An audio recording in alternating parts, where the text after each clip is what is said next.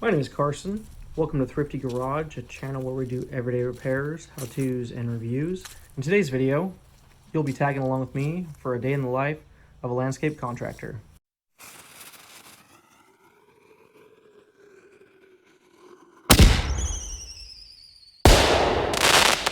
Before we can actually get to the job, we've got a little bit of equipment maintenance to take care of. We have a broken grease zerk on the quick attach for the bucket. Due to their size, grease zerks will have to get broken by a small rock or other debris and snap off the tip. This is pretty common. So in this case, we'll have to remove the old thread and then reinstall a new zerk. On this other side here, you can see we've got a functioning zerk. I pulled it out just to check the size. I'm gonna go ahead and reinstall that. This will be the shortened version. I've got a separate video that'll be much longer, that will have fewer cuts in it, as well as not be time-lapsed. So this video will be speeding up, put some time-lapse in here, maybe add some music. But overall, you'll kind of see what day in the life of a landscaper entails. And this is not the full day. This will just be get going, loaded, and ready to head to the job. So I picked up these grease zerks a while ago. This is a 10-pack. We'll see if these ones are the right size and they fit. Hopefully so.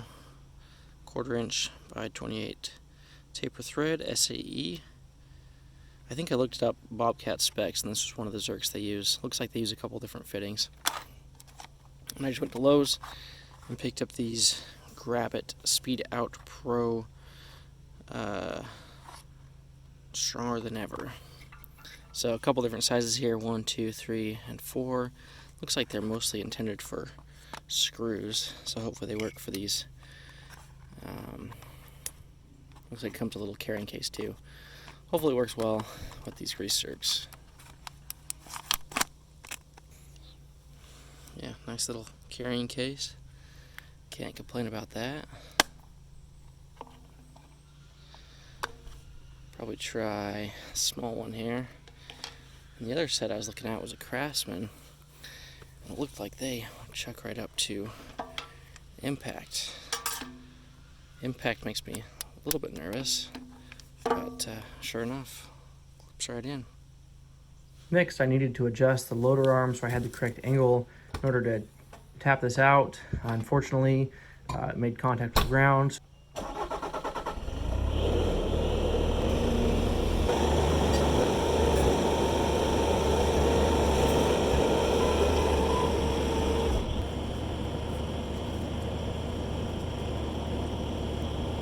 Put some bricks in place underneath it and put the front end of the loader up in the air and open it up again.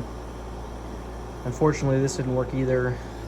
The clearance in between these two fittings is too tight and I can't get an impact drill in there.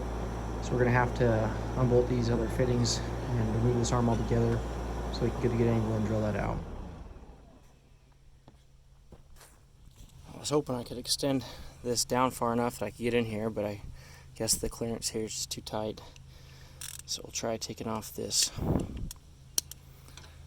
bolt here. See if that gets us where we need to be.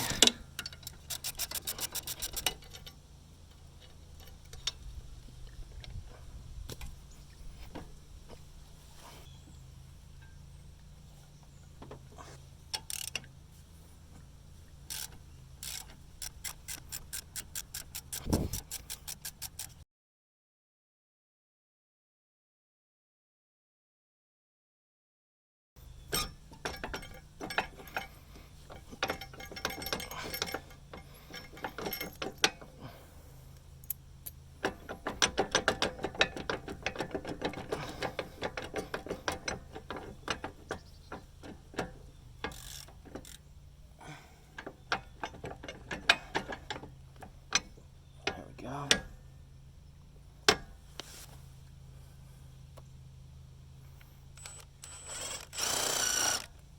Got it. Nice. This easy out tap bit worked better than expected. Obviously these grease zerk fittings are not super large, so they don't have a lot of contact area. So once you get a little bit of grip, they come out pretty easily unless they're rusted or corroded in place. And often they're usually surrounded by grease, so that always makes it a little bit easier. So I got that old one zipped out, put in the new one, torque down, and we're ready to go. Reinstall and put this back together.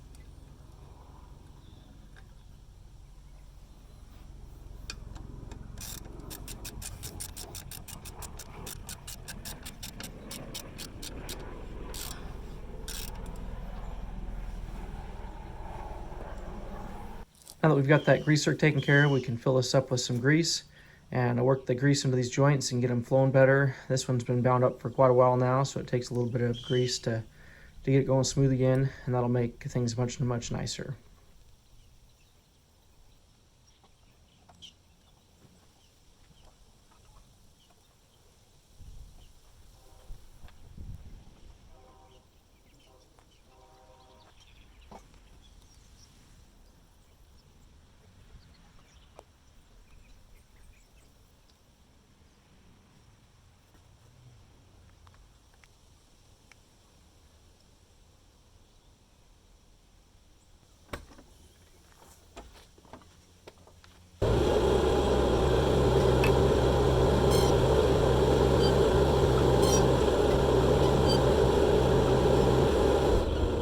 This one was getting so bad it was to the point where it wouldn't open that pin anymore, so it was definitely past due time for making this repair. We'll go ahead and grease the whole machine while we're at it.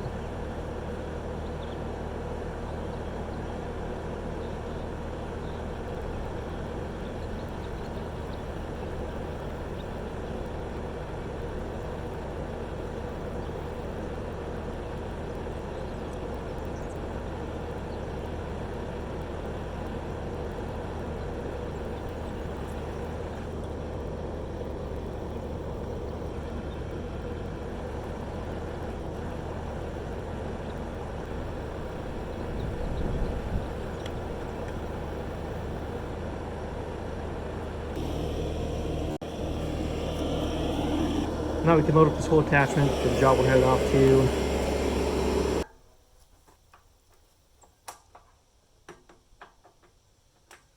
Hooked up the hydraulic hoses and fittings. Needed to move the thumb position on this hoe, and this hoe has two positions. You pull a pin and you can change it for a more forward or more back approach.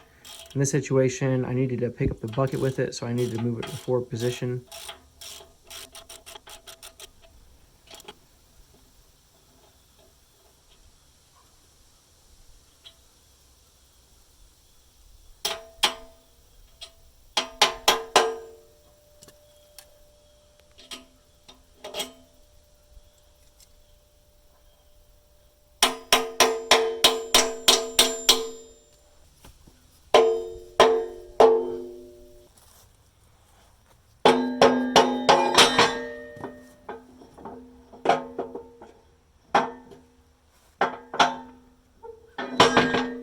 As you can see here, we made contact with the bucket, so we had to open up that bucket in order to make that work.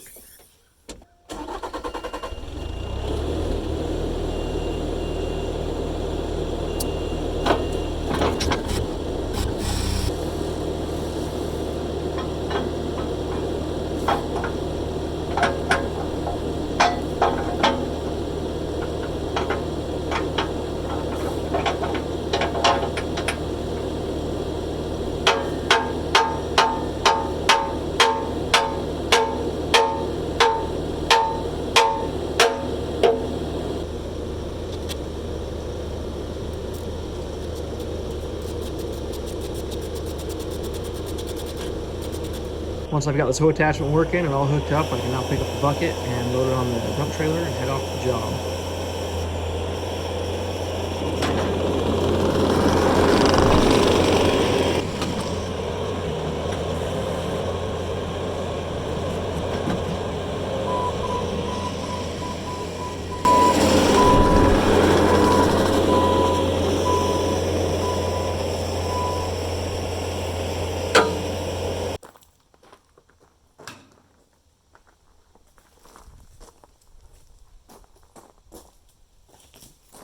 With this gooseneck dump trailer, I've got a gooseneck lock on the front end. Just a little bit more peace of mind, safety from somebody stealing the trailer or otherwise messing with stuff that they shouldn't be.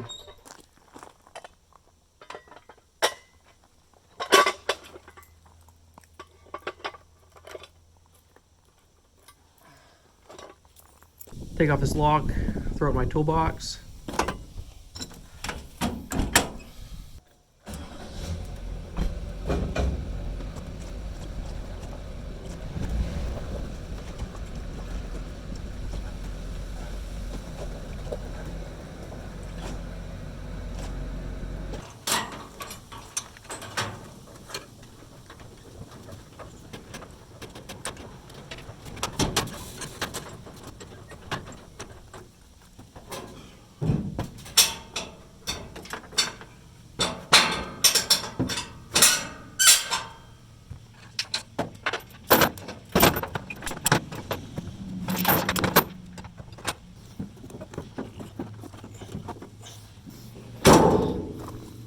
Once we're hooked on the truck, we can retract the trailer legs.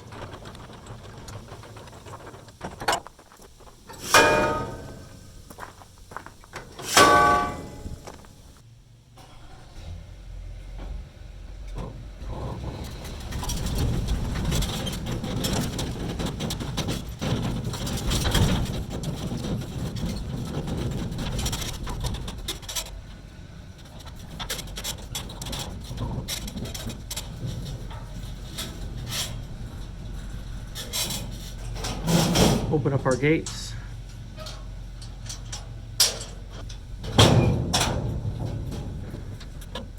Put our ramps on.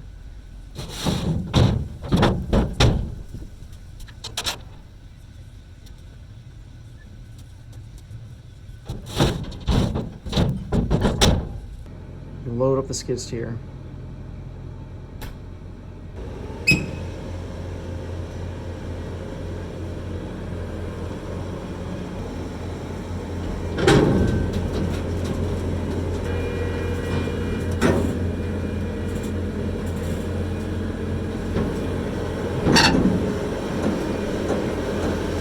This is a 7x14 PJ dump trailer.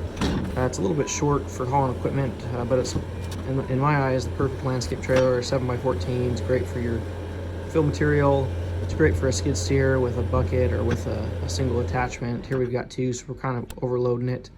Doesn't quite fit all the way, so we've got to kind of squeeze it in and make it work. Since filming this video, I've actually replaced this trailer with open equipment trailer, so we've got the two to work with, and that makes things much nicer. It's a 24-foot equipment trailer, so 10 feet longer on the deck and much more room for attachments. So you can see here I removed the door. One disadvantage to these enclosed cabs is you can't open the door while lifting the boom up. In order to have both these attachments in this trailer, I had to have the boom lifted up slightly, so I had to remove the door and transport it that way. Thanks for watching this Thrifty Garage video. Hope you enjoyed it. If you aren't already subscribed to the channel, please consider subscribing, and we'll see you on the next one.